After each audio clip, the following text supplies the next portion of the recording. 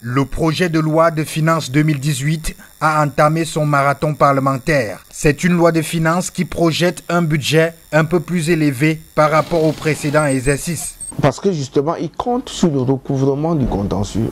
Recouvrer le contentieux signifie que quelqu'un est devant le juge, vous recouvrez les impôts. Et demain, quand il aura raison, il faudra rembourser. C'est-à-dire l'administration fiscale qui déjà a recouvré des cautions qui auraient dû être logées normalement à la caisse de dépôt et consignation. L'administration fiscale va constater que ce sont rendements, alors que ce n'est pas le rendement, le juge ne s'est pas prononcé. Et le juge qui attend d'étudier véritablement la requête sera en proie avec la mesure du ministre des Finances qui va demander à ses services de continuer le recouvrement, alors même qu'il ne s'est pas prononcé. Et on se trouvera dans une situation où les impôts de demain vont être recouvrés aujourd'hui. Il faut le noter, c'est une loi de finances qui ne facilite pas les procédures. Il est donc dangereux de dire que le silence d'une autorité qui a été saisie d'une requête vaut rejet. Alors que dans le même temps, la réponse hors délai du contribuable vaut acceptation.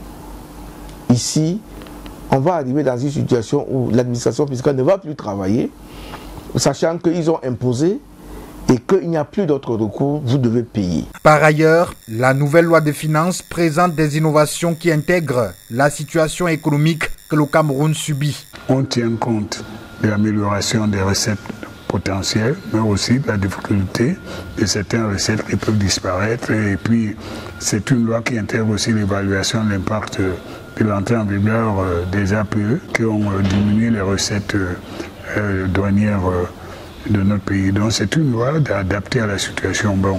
Selon les experts, les articles L 121, 124, 133 bis et 94 bis ne sont pas clairs sur les rôles du ministre des Finances et du juge administratif. Ce qui peut causer un réel problème car, disent-ils, le temps de la justice n'est pas le temps des hommes.